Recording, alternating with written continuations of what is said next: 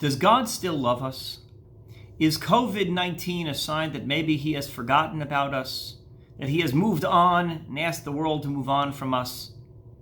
This is a time that has tested our faith. It's tested our emunah. It's called to question, how do we believe in God in difficult moments?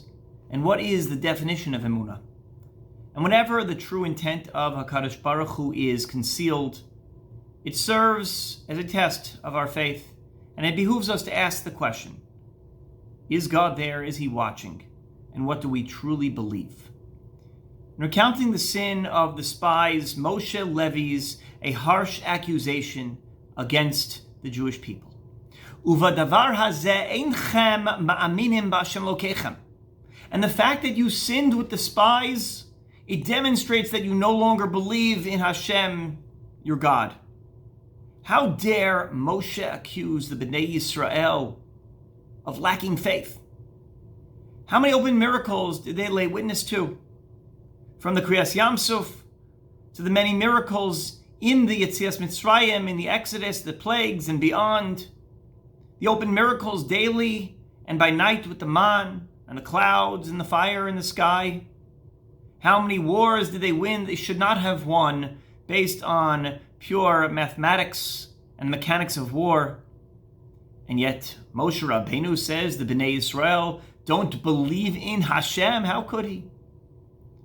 So I want to share with you an answer from the Maharal of Prague.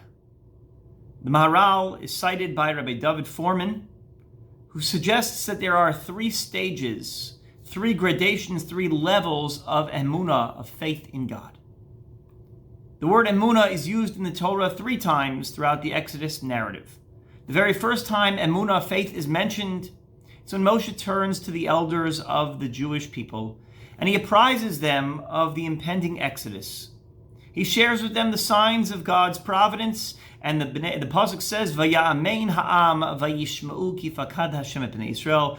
The Israelites understood, they believed in God, they knew that God remembered them. This is the first step of emunah. Knowing that God cares, knowing that he is watching, knowing that he notices that you are suffering, that he is not ignorant of that fact. But it's not enough to know that God is watching. You have to know that he is going to do something about it, that he is capable of doing something about it. Thus we come to the next expression of emunah. The Bnei Yisrael have just achieved a new level of faith, the splitting of the Red Sea. And the pasuk says famously, "V'aminu b'Hashem u'v'Moshe avdo." They sing a great song of the triumph at the sea, the destruction and demise of the Egyptians, the miraculous nature in which the water split open. And upon seeing those open miracles, the Bnei Yisrael express resolute faith. V'yaminu b'Hashem u'v'Moshe avdo. They believe in Hashem and they believe in Moshe's servant. So it's not just enough that they believe that God watches. They have to know that God is kol yachol, that he can do something about it. But this, says the Maharal, is not enough. There needs to be another level, another madrega in faith, in emunah. At Matan Torah, when the Bnei Yisrael received the covenant at Har Sinai, pasuk tells us one last time, "V'gam becho ya'aminu," and in you too they believe, in you too they have faith.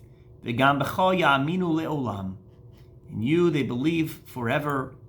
In you, HaKadosh Baruch Hu, through Moshe Rabbeinu, they express emunah. Maharal explains that when Moshe Rabbeinu is appointed as the spokesman of the Bnei Yisrael to deliver the words of the Torah, the Bnei Yisrael express a faith in God through the partnership of Moshe Rabbeinu. Says the Maharal, what has been achieved at this point? It's very simple. Now the Bnei Yisrael not only know that God sees their suffering, now the Bnei Yisrael not only know that God can do something about it, but that he knows how to talk to them. Because sometimes you're in a crisis and you know people see you, but that's not enough. You need to know that they can do something about it. But that's still not enough, because you need to know that they care and they understand your particular crisis, your particular challenge.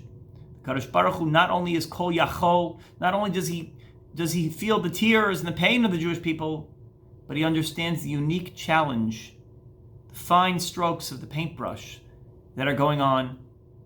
When whole-scale suffering is taking place, we tend to gloss over the specific stories, the nuances in each household, in each heart.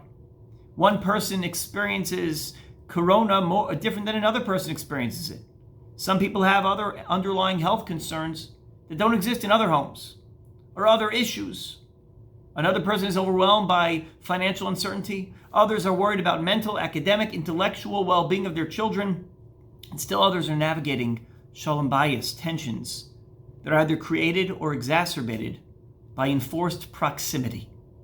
There is no one-size-fits-all stimulus check when it comes to emunah. It's not enough to say, I see your pain, I feel your pain, and I'm going to help you and I'm going to write you a check, or I'm going to be there to provide a service that I deem necessary. Each person experiences their own unique crisis. And the wonder and the marvel of Hashem is that He is there to deal with that crisis in a very specific way.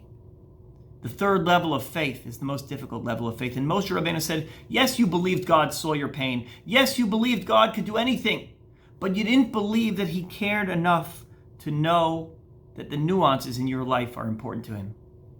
That He solves world problems, but what about my problems? That level of emunah is the hardest level of emunah to obtain. Emunah doesn't just mean believing that God will supply every miracle we need or answer every prayer we utter, but it means a belief in a God who understands us, who knows what's best for each of us, when His ways are entirely inscrutable. And this year our thoughts have turned earlier than usual to Yamim Noraim.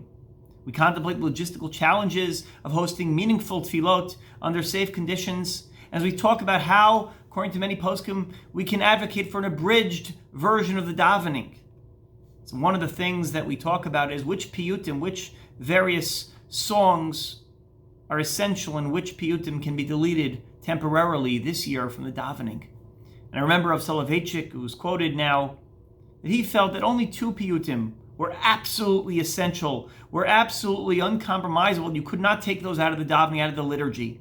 He felt the non-negotiable tefillot were, number 1, the avoda of the Kohen Gadol, the service of the high priest in Yom Kippur, and number 2, the prayer of V'chol Ma'aminim, and all believe. Keep in mind that according to the Rav, in extreme times such as ours, even the most hallowed and emotionally charged prayer of Unesana Tokef, Be'Rosh Hashanah Yikasevun, Yom Tzom Kippur Yichasemun, even that prayer is expendable. But under no circumstances, said the Rav, should a tzibor skip the avoda or the liturgical poem about faith. For us as well, these are non-negotiable. We have to continue our avoda. We have to continue doing what we must. How do we serve God? Tzedakah, tefillah, Talmud Torah. But we need to continue as well with a faith that He watches over us, that He has the power to sustain us, and most importantly, that He maintains an intimate understanding of our particular needs.